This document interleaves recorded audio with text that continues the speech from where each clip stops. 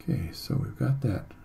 Let me turn this around and see if I can extend this out so it doesn't just look like, again, a dimensional edge, but I want to try to make it into a part of the shaded part of the fabric.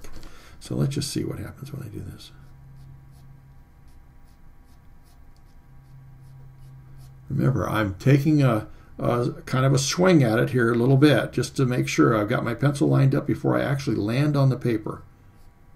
Maybe 2 or 3 little practice directional strokes.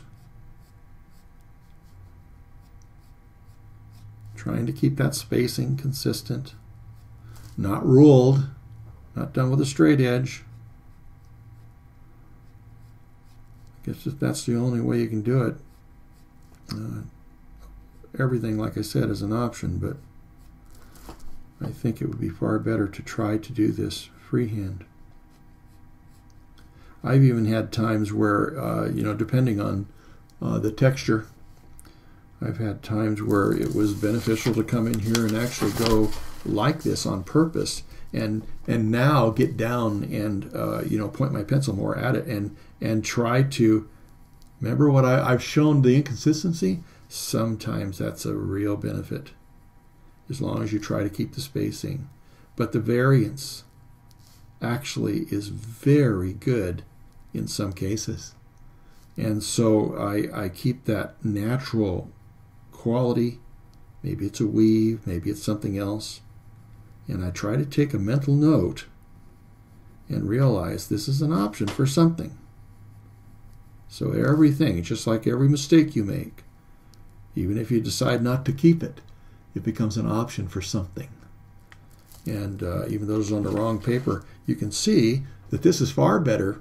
This is far better than many other options possibly. If that's the only way you can accomplish this, the problem is you don't maybe have all the variance. So you'd have to come in and make sure that you're not pressing too hard. As you know, just try as hard as you can not to do that, because you can still come through and lighten areas and things. It just won't be quite as easy.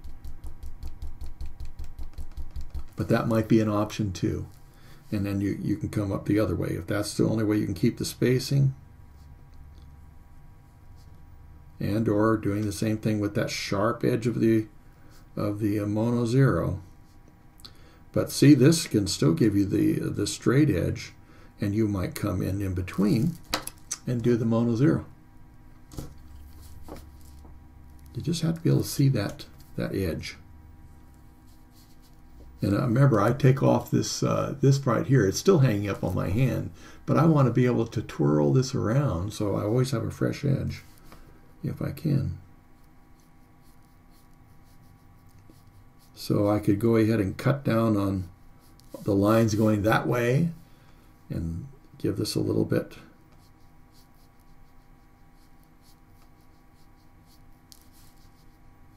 You know, if I wanted to tone down one or the other. So that's an option too.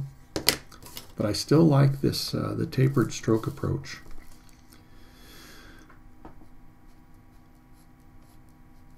Hi, I hope you enjoyed this video, this excerpt.